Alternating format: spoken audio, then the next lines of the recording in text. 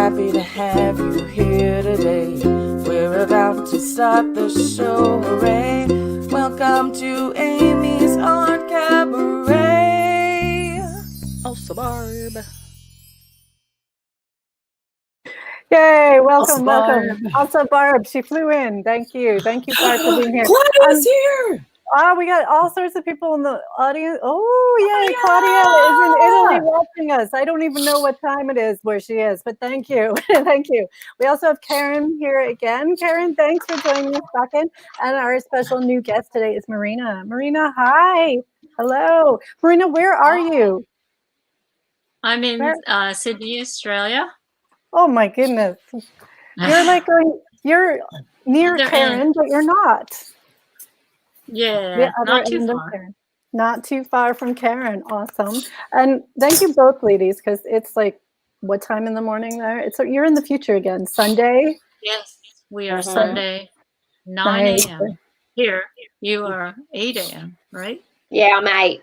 Oh, well, Barb and I are at 2 o'clock because we had our time difference last weekend. So we're still catching up on everything here. And we just want to dive into our artwork today, right? Barb, did you have any questions, Barb? Did I have any questions? I mean, there's so much color on the screen. I'm just so excited by it. Oh, yes. There's a lot of color. There's including the hair. I am always a big fan of colored hair. Very big fan. Yay, yay. And we are wearing extra rainbow colors today in celebration of the vote, how it went. Let's do a mini dance for a moment. We were going to have to ask how to move to Australia, and we might still. But we don't have to leave this weekend.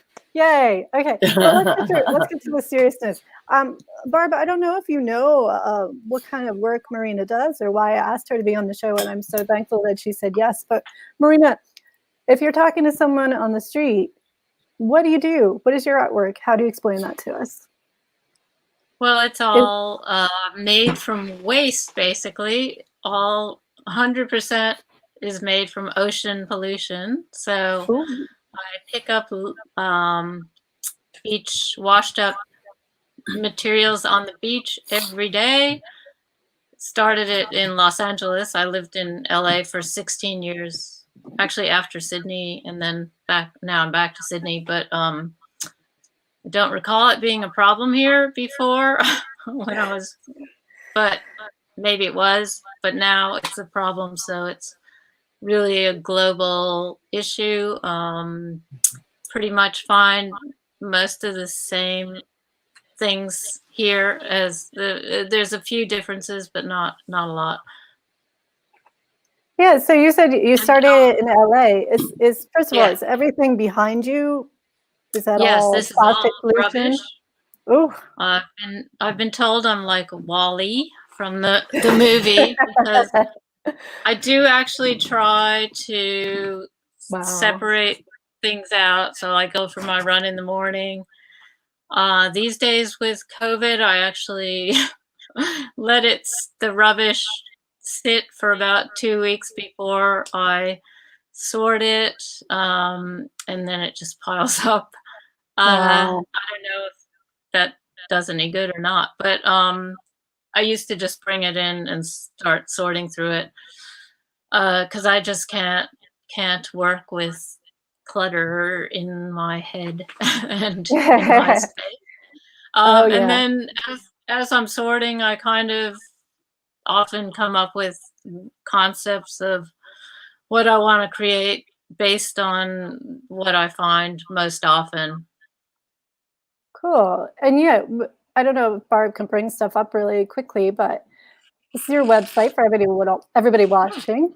You have some wearables on there. What other kind of items do you have that you've made from? Yeah, I've done some installations.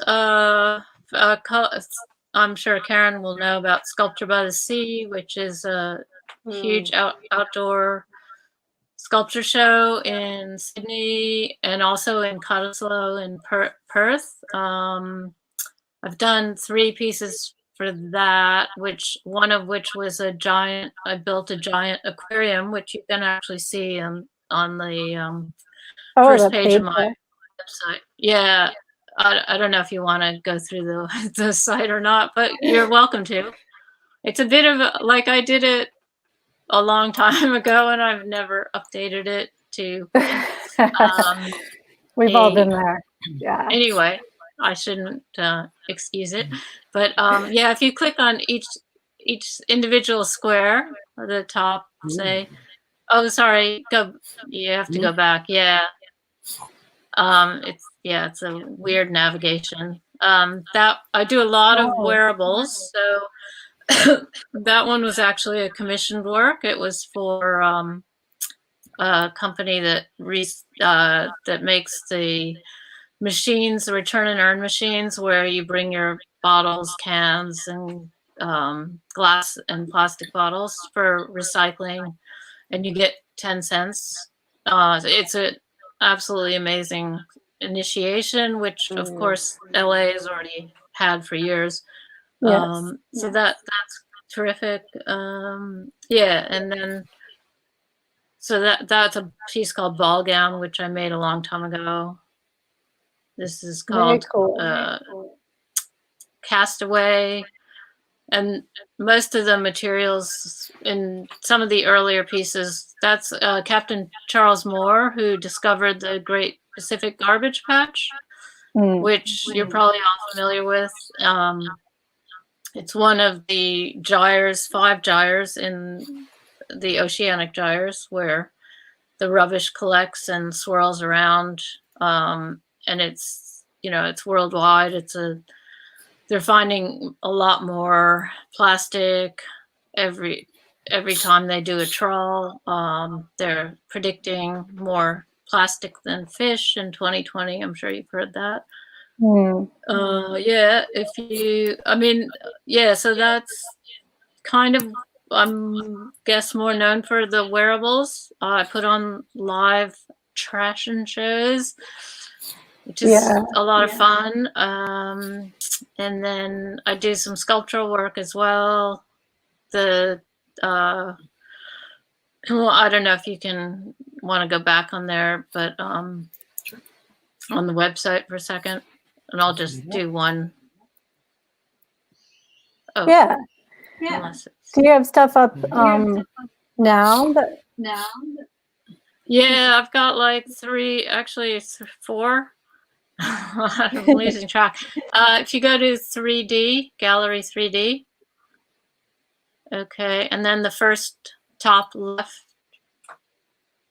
So this is an installation I did originally at Sculpture by the Sea. It's called the Inconvenience Store. So it's set up like a convenience store, but the difference, of course, is that all the items in there I have found washed up, and they're all things that you would buy at a convenience store. And I've repackaged them all I only use reusable packaging, like I was going on the street and collecting, the wrappers from magazines on the street. So I cardboard out of garbage cans. I mean, I was very strict in not even some of the standing items, the stands I found on the street. That was an article that was written. I'm wearing the same shirt. It's my work shirt. Yeah. So there are some of the they call them flip flops here. They're thongs in the States. Sunglasses. There's a sunglasses stand. Every thing you can think of. Hair bands, Band-Aids. Find a lot of those. It's just beach toys, the usual suspects. So it was quite successful in that people knew what it was about and they instantly got it. I didn't have to explain it. I played sales clerk without anybody knowing who I was, and so I got to hear a lot of commentary, which was great because it was unbiased, and it actually won the People's Choice, so it was voted. It won 3 awards, so that was nice. And I will be rebuilding it at the Maritime Museum here next month, so it's going to be Nice. on view again. Yeah. I remember seeing all those posts about it, and I was like, I want to go. And I just wasn't in Australia, so I couldn't go. But but then I thought, what time of year is it? Sorry, what time of year is that one in Sydney? It's been postponed this year. It's usually October till now. Okay. Well, Yeah. Amy, if you decide to come over, we do one in Brisbane in September. And so you could go to ours in Brisbane, and then you could go to the one in Sydney in October. So there you go. Perfect. What's the one in Brisbane? Swell. What's the one in Brisbane? Oh, It's Swell, called yes. Swell. Yeah. Yes, definitely heard of that. Yeah, it's actually on the Gold Coast, which is only an hour Yeah. from me anyway. Excellent. And do you think the people that came understood the impact or understood where these things are coming from? Like my art, I focus on reuse of everything like I have and try to make sure, and of course I can't know if this is happening for sure, but to think about the items you're purchasing and or using, like why do you have to purchase something?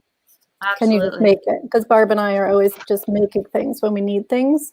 But it's I love the inconvenience store. I totally wanted to go there, but I knew not to waste.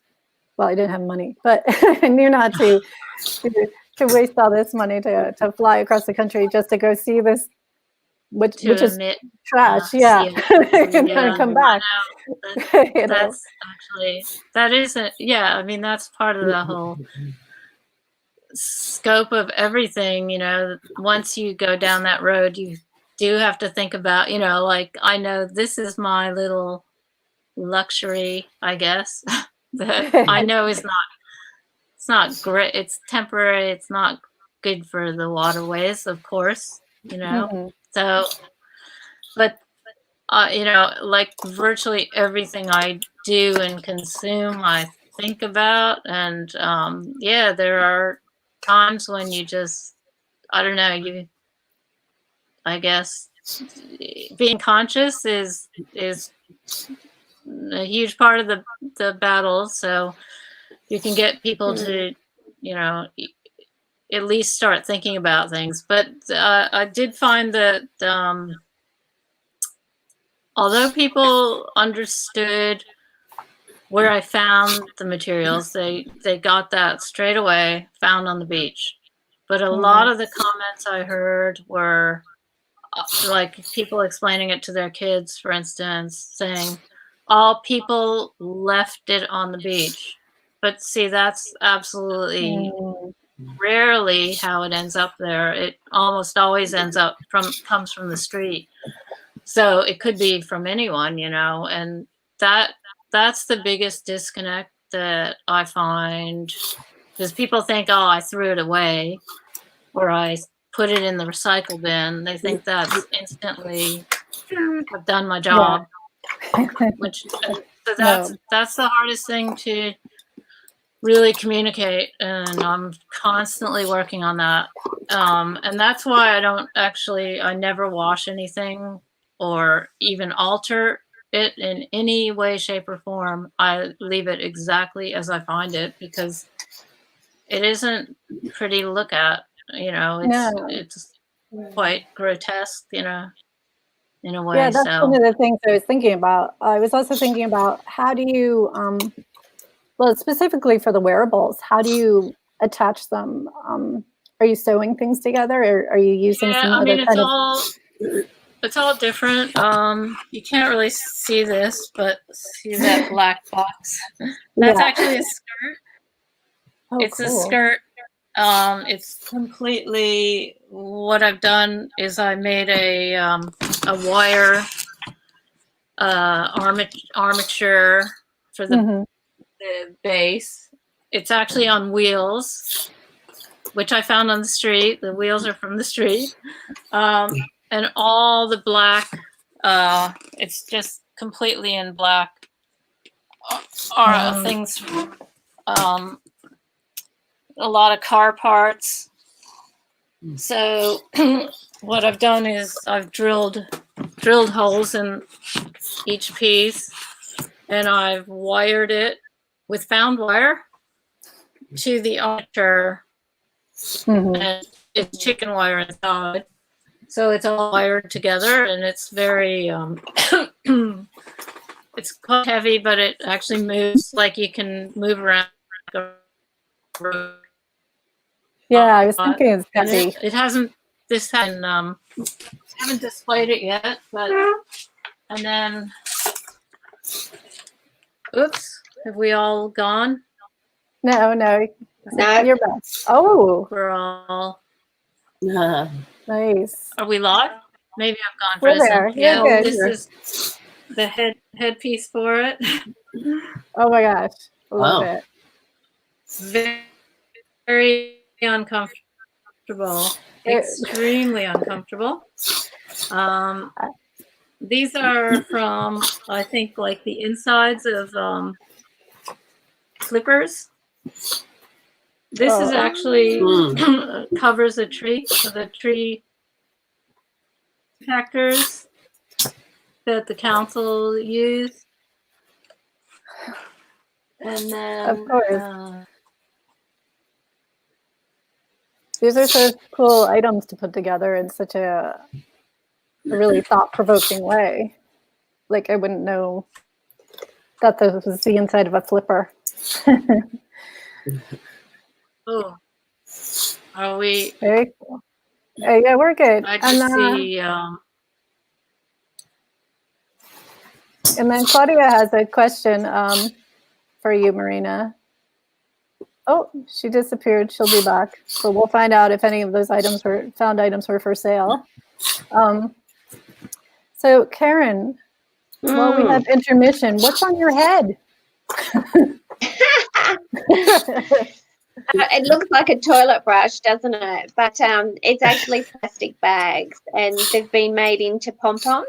It's interesting listening to Marina talk, because hers is all like found rubbish, whereas mine is more all of the stuff that comes out of the house. Well, it comes out of the house, or it's like domestic, or a lot of the times where my husband, where he's worked, things have a lifespan and they have to be thrown out, but he can't throw them out, so he brings them home. So in the back shed at the moment, we have an aircraft windscreen.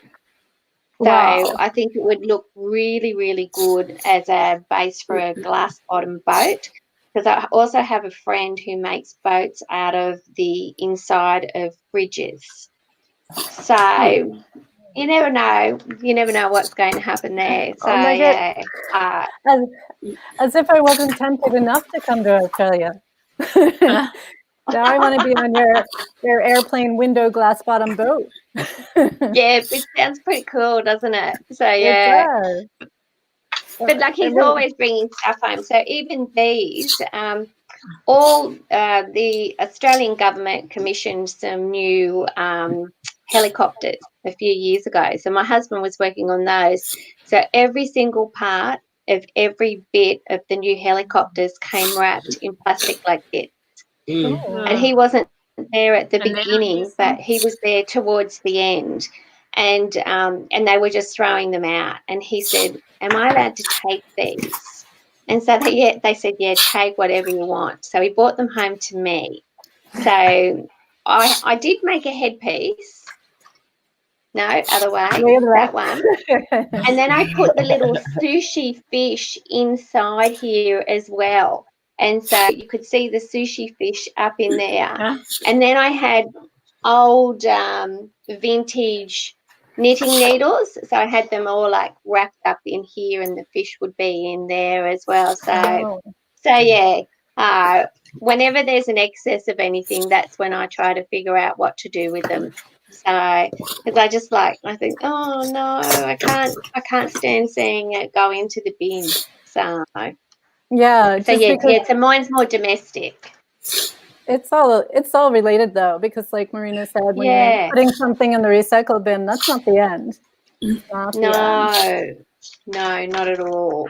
Oh. I think I got cut out. That's Oh, we need a close up of that, Marina. What yeah. I recognize some of those. I think it's looking at me.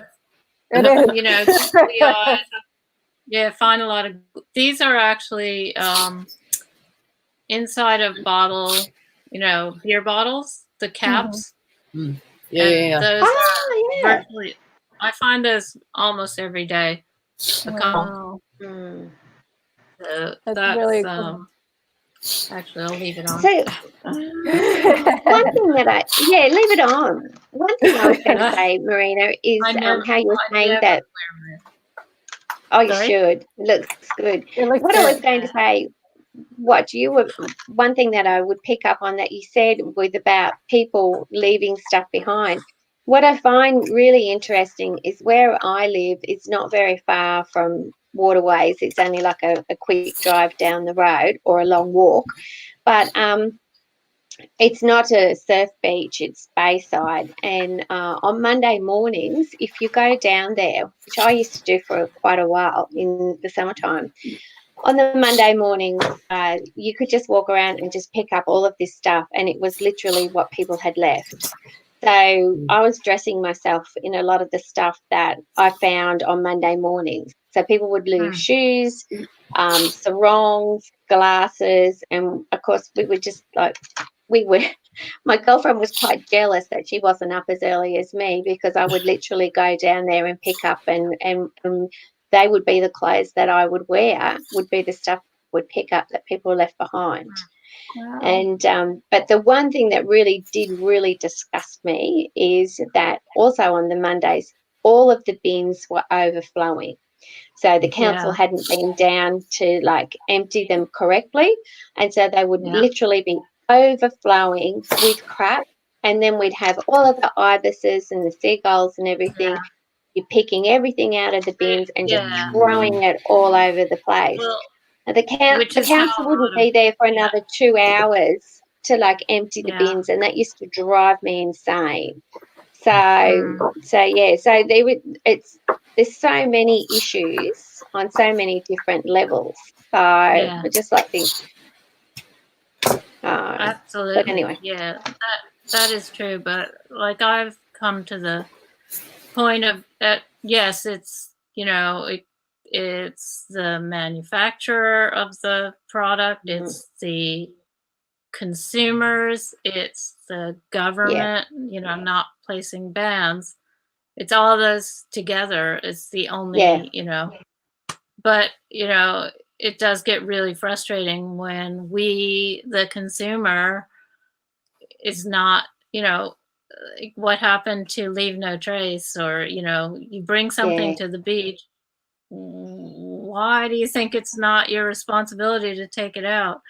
And, I don't know. So that's where I get really frustrated that, on all those levels. And I just see it, frankly, I just see it getting worse with the whole COVID thing, because now we had actually gotten to a really great place here. There's a TV show called War on Waste, and excellent. It got a lot of people really charged up and motivated to do something, and then Corona happened, and like the single-use takeaway coffee cups, it's just gone through the roof. I mean, literally through the roof. Like everybody, and thinks it's okay but it's it's just compiling the problem. And disposable face masks, everything. Oh, I know, you see them everywhere now. Yeah, all over the ground. I mean, really, whose responsibility is that? It's anyway. Sorry, because I was thinking, it's all right. We all agree. It's true. We agree. And even if I try to justify in my head, maybe they had an extra mask and they dropped it and they didn't realize they dropped it. Like, wouldn't you come back looking for it? Like if you're on the sidewalk, You just walked home from your car or wherever. But I don't know. Well, those are very light, so they can easily float out of, you know, the bin. They're probably not, you know, just flung on the street. There are some in my neighborhood though. People do drop them on the road. Yeah. And maybe they missed the garbage can. I don't know. Yeah. They probably didn't. Yeah. Yeah. It's interesting because like where I live in the same place down at the point where you know we have all of our recreation, you know, teenage kids think it's really funny to go down there and drive down there and then like just throw all of their McDonald's and KFC and everything all over the car park. Mm-hmm. And so, you know, it's the same issue, isn't it? I mean, I don't know. It's unfortunately worldwide. But I was also wondering, Marina, where in LA were you when you started this?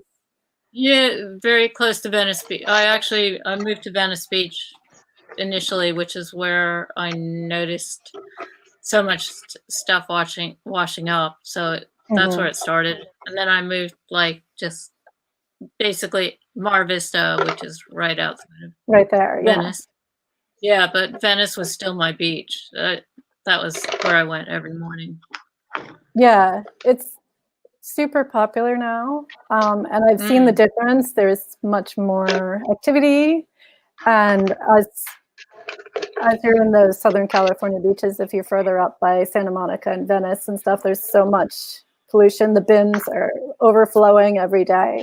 But as you go further south, there's a little bit of a relax as there's less people. And then again, you hit more people and there's more trash. But there's still trash. Recently, I have no idea what this was. There was a backhoe on the beach last summer. A what? Sorry, a backhoe, a big truck digging up, one of the council trucks, digging up something. Yeah. And it was a guy first with a shovel, and then he came out with his truck. And it was like winter or something, so there wasn't anyone else there. He pulled out a giant plastic like sheet that was miles long. I don't know. It was so big he needed a truck to pull this thing out. Why was it even there? Where did that come from? Like the trash is so deep. It's so deep. I don't know if that was something the city had put there to keep the sand and now wasn't working anymore. It was so weird. Yeah. It was too big to even fit into your studio. You know, but I was just like, wow, what do you do with that? Can you recycle things? And how many times can you recycle things? There's just too much have you been down cycle? Yeah. Exactly. Yeah, but I mean, we could go on and on and on. We all know what the problems are. It's true. Like, what are the solutions? That's the $1 billion question. I mean, I don't fool myself into thinking that I'm making, you know, my work is really making a huge difference. And that doesn't, I'd like it to be, but more importantly for me personally is that I'm trying my best. You know, we're all trying our best. We're all doing our thing. So if everybody did that, you know, use their talents for whatever it is, you know, for the better of everything, then, you know, the world would be much better. So I agree. And on that note, we all just tried to do a little bit. I was thinking, you and I had spoken previously about beach cleanups. But what other things, do you have any other suggestions of organizations or something, how people could get involved to try to do their little part? Well, there's a load of local, like I belong to a local group called Plastic Free Bronte. And so we work with cafes mainly that are beachside cafes and shops to try to get them to reduce the amount or eliminate altogether the amount of single-use items. So that, you know, is by far the best way to help is to not even have those things used as much as possible to eliminate the usage. So that's a really powerful way. And then also working with government, local councils to have bans on, and I was working with groups in Los Angeles too, like Five Gyres, and they single-handedly banned the microbeads in products. So, working with groups that are really set up for this, that's the best way by far, because they're going to the top. They're not just trying to get individuals to do the right thing. So they're working on legislations and that's and even producer responsibility. So those are the big things that really need to happen. So loads of, there's everywhere you are, there's got to be an organization, and if there's not, you start one. Yeah, that's true. That's good advice, because we're all individually making stuff, but it really takes a group to make a huge change, as Barb and I and all of you may have witnessed with the voting in America. It took a lot of us to try to make a change. And it's probably going to take that many of us to make a change with this single use, but we can all start locally. Is a great idea. So Marina, did you have any questions for any of us? Or Barbara? I was going to ask Karen where she got her materials from, but you've sort of answered that with it's largely, I guess, from your husband, or you just say and you save everything. I do, but when before the plastic bans, single-use plastic bans were banned here in Queensland, that's when I was working with them quite extensively, and I found that as soon as people knew what you were doing, the donations came in thick and fast. And sometimes I would come home and there would be a pile of plastic bags at my front door, and I wouldn't have even known who dropped them off. Wow. And so people were really, really understood what was going on, and my local community was absolutely fantastic. And lots of businesses, people who I knew who worked for businesses locally, they were also collecting. The businesses probably didn't know what was happening with a lot of their stuff, but it was coming to me as well too. So that's how I got most of my plastic environmental groups here as well too. They actually collected the plastic, and the room that I'm sitting in now was actually full of plastic bags. And so for me, when I was like treating the plastic bags, it took a real lot of plastic bags to make anything. So to get like just a little square of leather type plastic that big, it would take eight single-use plastic bags anyway.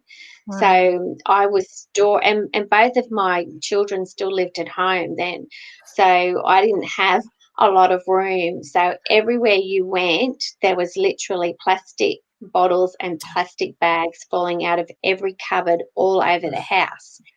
And by the time I'd pull them out, some of them would have disintegrated, so there'd be mess everywhere. And I was like thinking, oh, I hate mess.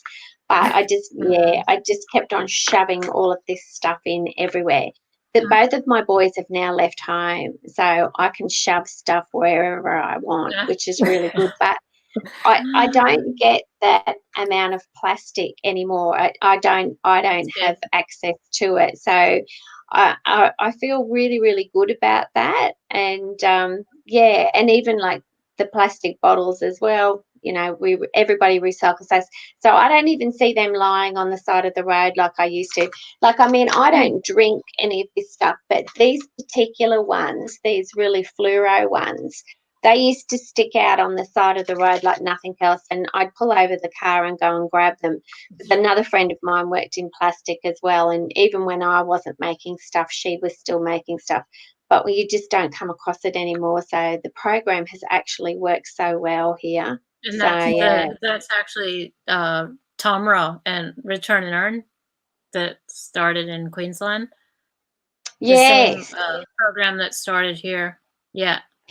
Well, we have, I don't know if you have it down there, but we have boomerang bags here as well too, and I believe that Yeah, that's something that's absolutely. going nationwide. But I believe that we were one of the first to start that off. Now, Amy, do you have boomerang bags in LA? No, I don't know what that is. I don't think you do. Oh, okay. So Yeah, it's they're when terrific. yeah, it basically it's a they're like small community groups all over Australia now, and they're a group of people who get together and they make um, bags out of anything left over, like, they'll make it out of any piece of material that's left over, and they will donate these places. Actually, IGA, which is a small supermarket here, really got behind it when it first began. And we have a little island off the coast here, Russell Island, and they banned all plastic bag. I was involved in some funding there in 2015 and did a whole heap of workshops, but that's when they banned all of their plastic bags there, and the IGA there got right behind the whole idea, so the community would make all of these bags. So if you went there, the whole idea initially was that instead of taking a plastic bag, you took one of these cloth bags and then you would bring it back. But it's Bring it sort of back. like has sort of like expanded, and now even boomerang bags, you can actually buy them in stores, and it becomes more of a fundraiser. And our local boomerang bags also now does masks and any sorts of things that can reuse the material. So that's another thing that I'm into too, with the excess of material. And as soon as I finish here, I'm going to Sewing Circle. And I just have to tell you, where I go to Sewing Circle, it is attached to a secondhand material shop. So we sit there and we sew, and then we just walk through the door, and there's just this amazing room with all of the secondhand material. So it's just awesome. And, I love it, but I spend a little bit too much money. So, but it's good because I'm doing something for the environment. I'm bringing it home and I'm using it. So yeah. And anyway, sorry, Marina. Go on. Amy, have you done anything with the Rediscover Center in LA? That's funny that you asked. Barb and I work there. We try not to talk shop when we're not there. But I started there because I do a bunch of recycled art, and I was teaching mending classes, and I needed a location. So someone introduced me to Rediscover, and then the now former director, Mary Beth, at that time she was the director. Yes. She asked me if I wanted to keep teaching classes, and I said yes, and I haven't left. Say hi to Mary Beth. I think she's watching. Oh yes, Really? Mary Beth's watching. Yay. Hi, Mary Beth. Oh my gosh. Hi, Mary Beth. Yes. And then Barb had a similar introduction a little later to excellent. Yeah. I did, yeah. Excellent. Yeah, I'm gonna have to sign off shortly. So is there any well, I'm glad you joined us. There's one last question. Do you have a quick answer to this one, Marina?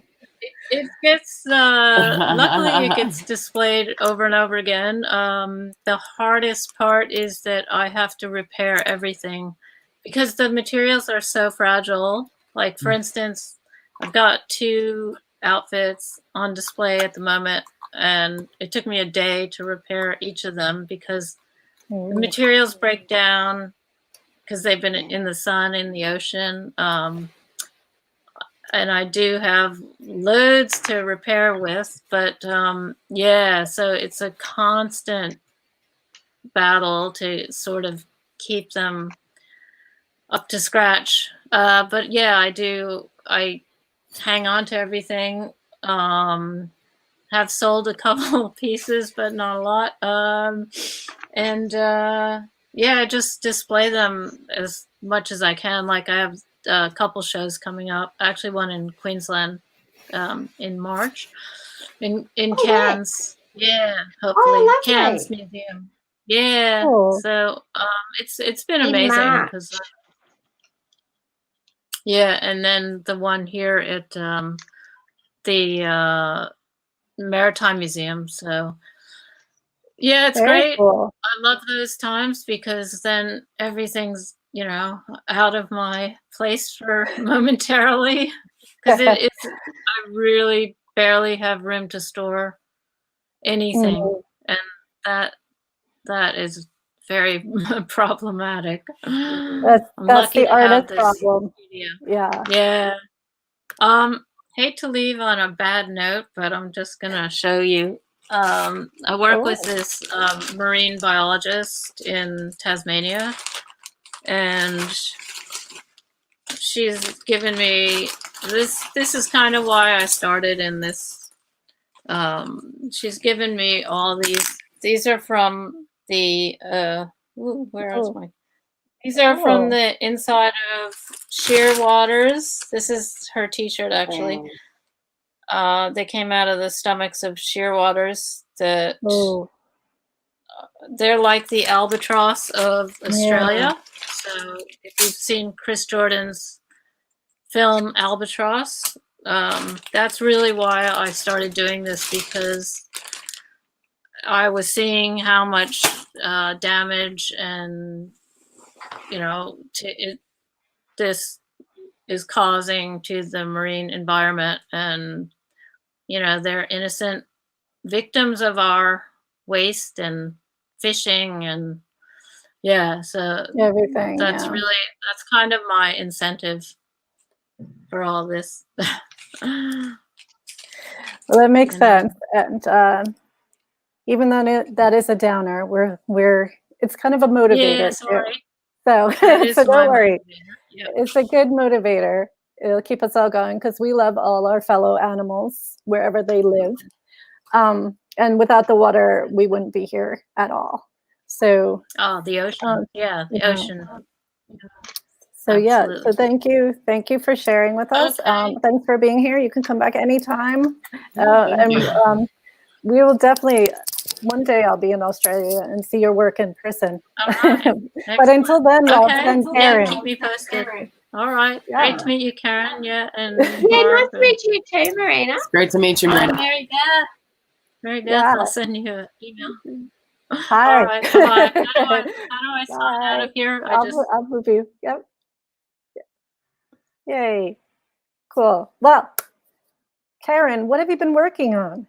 I see you looking down. I just made one of these while Marina was talking. And cool. and now I'm making another one. So it's a ring. Mm-hmm. Oh. And they're just plastic tops. And a little elephant shape. Very cool. Yeah, Is that a button? It's a button, yeah. So if I cool. so there's two of those. Mm-hmm. And I could probably make another one before we finish. So I might do that. I'll start on a new one so you can see what I did. So, cool. Okay. And I think Barb's making something. Barb, have you been working on something? I have. So, we were talking about junk, and I've been getting a whole lot of political mailers. Mm-hmm. And so I decided to take those, and I had at some point, in the past, made this exploding. Let's look at as it explodes. As it explodes on me, just a little bit. Which is this one, is this pattern of square pieces. But there was a video this week by CGP Grey, I believe, on YouTube about why hexagons are the bestagons. Oh. Yes, and all of the wonderful things about them, and how they're how they're implemented so often in nature, by nature, just and why, because they're so efficient. And so I said, okay, I want to try to make a hexagonal version of this exploding book. Oh. So I was working on getting, the right kind of pattern. This is an old D&D sheet, so it's like, okay, let me figure this out. And I kind of have a model of that, and then here, wait, let me get two of them together because that's how you can see it. Wait. Yeah. It seems like a lot of math. Is this a lot of math? This was more fiddly, really, than anything else. No, they're not the right way. I don't know if I need a grid. But yeah, no, you just if I make these shapes and it's easier to make them with patterns. Mm-hmm. Oh gosh, it's all right. It's all right. They slot in, and you'll see it. You'll see it if I get it going. But yeah, I'm making them out of oh, see, that looks better, and we can see it in the political. Yeah. Oh wait, here I can use this. Yeah, that's so like they kind of slot together like this, and then they'll open up and fold up, and then I can make more pieces and just slot them all together. Make a cover from. I've got a piece of paper board from the back of a pad of paper, and just all kinds of stuff, and probably do collage with old magazines and stuff, and inside of that. Very cool. That's the plan for that. Well, we'll see I'm going to have to watch that back. Yeah. Ooh, Karen's just working away. I think this one's done. Is that one done, Karen? You're gonna have like 50 rings before the show's done. And do you sell these in reverse garbage? Sorry, what was that? Do you sell this stuff in reverse garbage or anywhere online? I don't tend to do the plastic, but I do sell things made from recycled textiles at reverse garbage. Mm-hmm. So I do headbands, which I don't have one right in front of me, and I do scrunchies.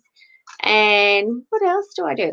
Oh, I started making the cutlery pouches. So, just for single use. So you can just like wrap it up and take them with you.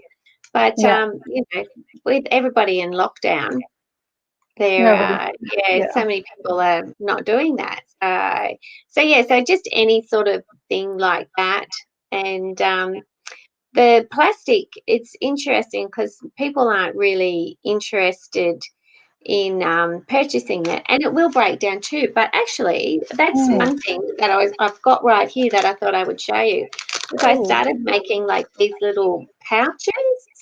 Yeah. And that's just all out of single-use plastic. Wow. And then inside this one is salvaged. What's that called? Oh, I can't remember what it's called. What's it called? It's felt. It's felt. But in this other one, no, that one's felt too. But I have done them with material as well too, and then just put some Velcro. And so like I use that for my glasses as well. So so people aren't really interested in that, but that's okay. It's one of those things that just raises the awareness. But I do have these here as well.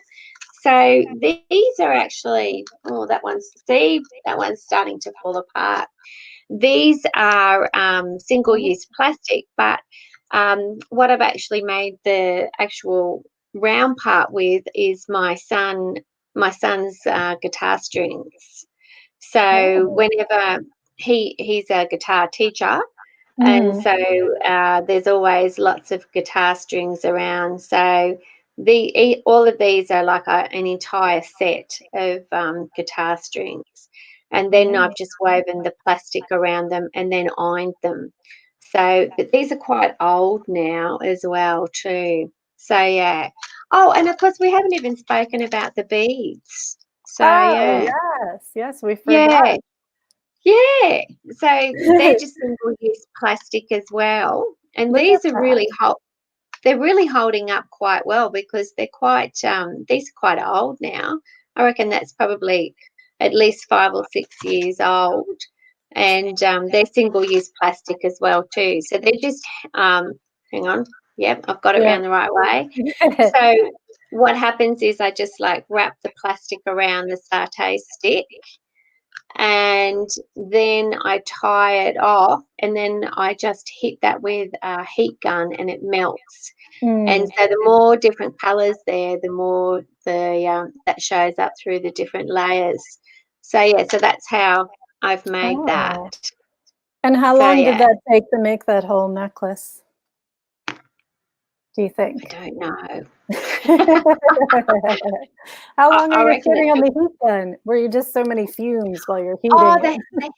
the heat gun, that's really, really quick. To melt it, that would probably only take 30 seconds. So, but to actually like sit there and wrap it all around, I've got no idea. So, you know, one of those things I suppose you can just do when you're sitting in front of the TV with the mindless stuff that's on the TV these days. That's true. Yeah. Yeah. So it's just one of those things. And what else have I got here to show you? I'm sure you have a lot. I'll show you a little turtle. Aw, it's plastic bags? Yeah, that's plastic bags as well, and then he's been stuffed. So that's one of the reasons why I got into using all of the plastic, was because there was we moved to this area 12 years ago, and I was quite devastated to find I've found quite a few like huge turtles that have been washed ashore, and they've died, and and the reason why is because their stomachs have been full of plastic. So particularly the plastic bags here, because what happens is they think that they're a jellyfish and they swallow the plastic bag, and then the plastic bag acts as this sort of like flotation device in their digestive system, and they just end up starving to death. So there's that, and there's also the fishing line as well too. So because that's like see-through in the ocean, they tend to swallow lots of that as well. So yeah, it's really quite sad. But it had the plastic bag ban has really made a difference. I think you just don't see the amount of plastic bags lying around that you used to. So I mean, there's still plastic bags, but they're not.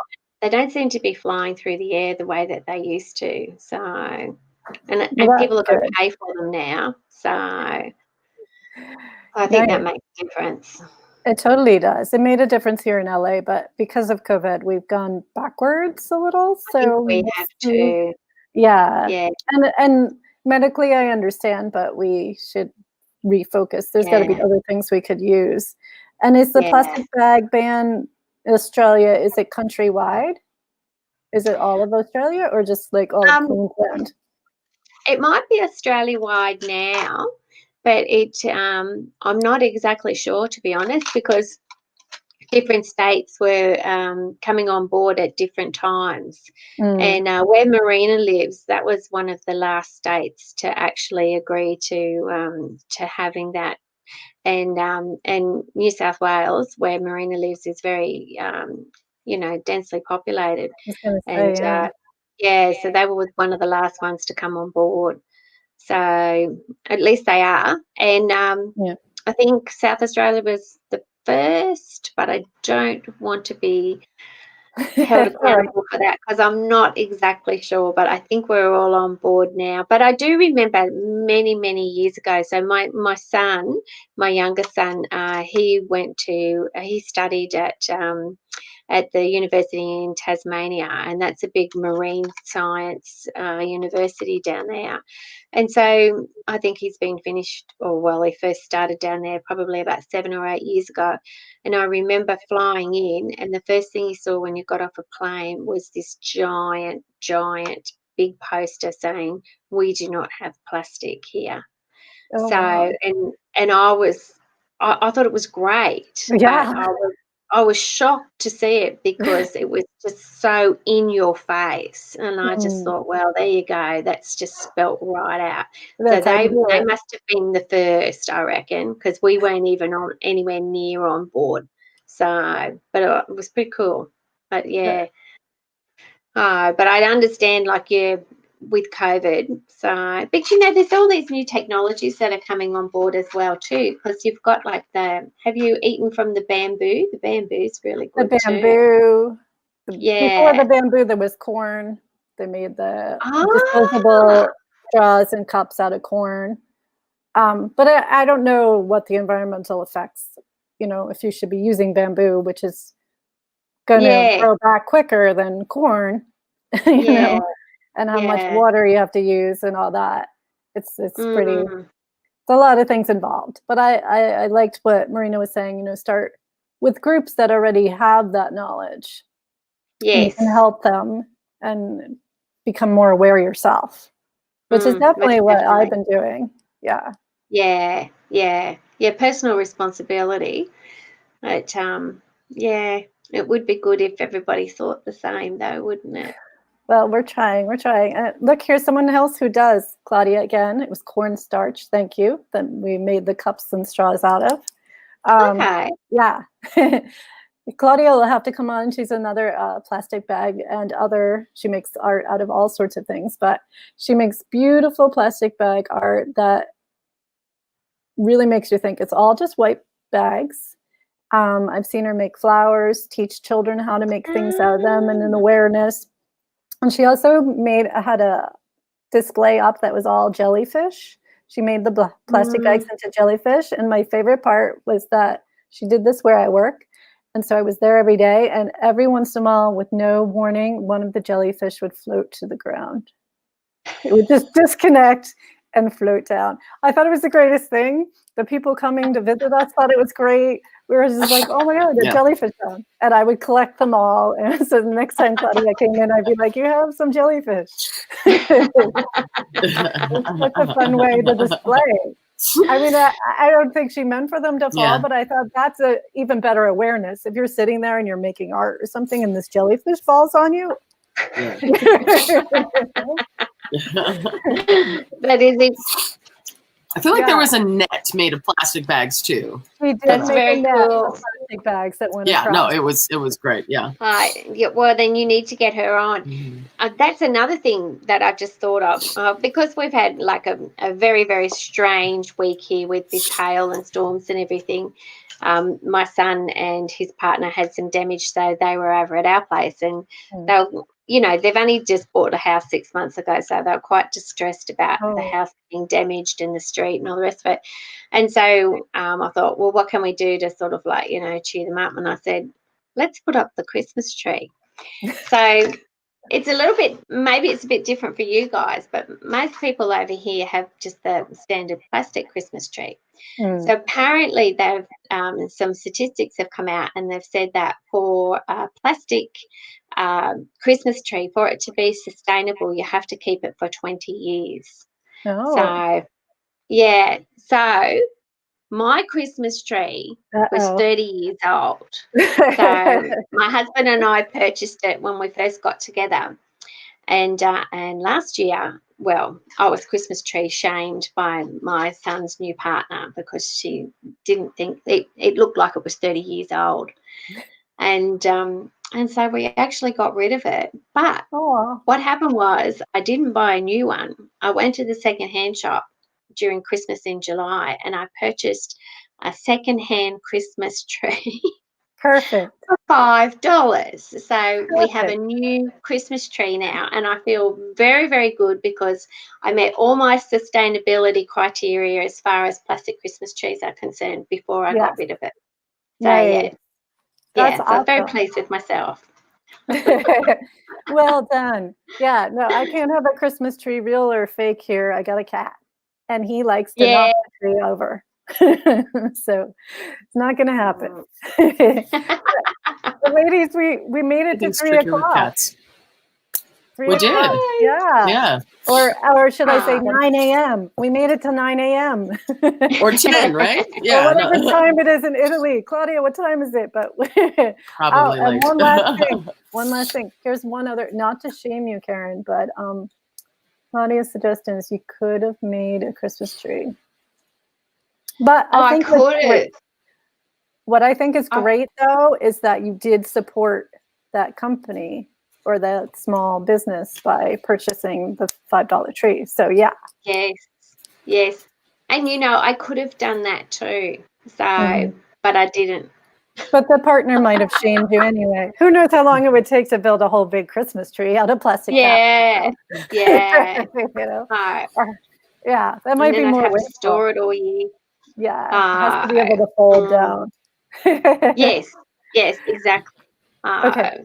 It is midnight in Italy right now, where Claudia is. So thank you, Claudia, for staying up so late. Do either Barb or Karen have any last minute things that we want to say before we go? Barb, how's your book coming? So, well, I got 3 of them. So it's a little, I need to, attach them together. But it's a little bit explodey. Yeah. I like it. Yeah. I'll show this one, and I'm pretty pleased with this working. That it just you can get 2 hexagons out of a single sheet, and then they can slot together. So how do they join together? Oh, I might have to watch it back because that looks really cool. So, and I'll probably post eventually a tutorial on how to do this.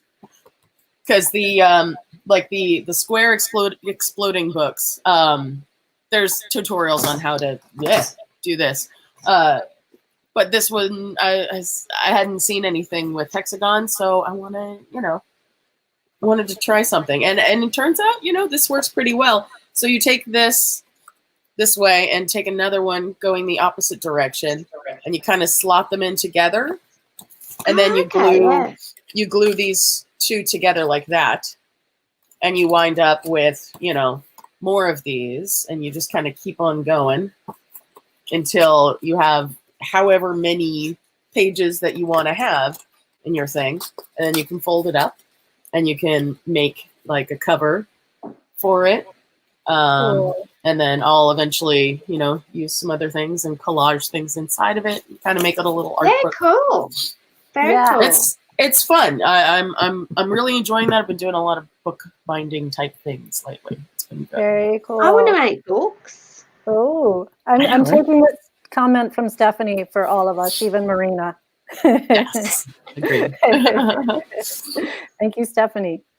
Oh, okay, get rid of the comment now. But I think we could probably keep going for another hour, but Karen has somewhere to go, and Barb and I should really get going too. So Karen will want to know about what you sewed later today. You could tell us. Oh yeah, well that's a whole nother show, isn't it? It is. Totally. But thank you for coming back. You'll definitely be back again some other time in the future. Good. Yay. The future is good, she's telling us.